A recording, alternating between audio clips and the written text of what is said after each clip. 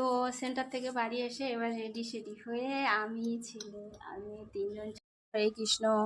আজকে শনিবার, ছেলে মেয়ের স্কুল ছুটি, কিন্তু আমার সেন্টার আছে। তো সকালবেলা ঠাকুরের পুজো দেওয়া হয়ে গেছে, ভগবানের ভোগ আরতি করা হয়ে গেছে। আর আজকে আবার বাপের বাড়ি যাবো, মানে ছেলে আর আমি সন্ন্যাসী হব। ছেলের মানসিক আছে, সেই জন্য ছেলে আর আমি সন্ন্যাসী হব।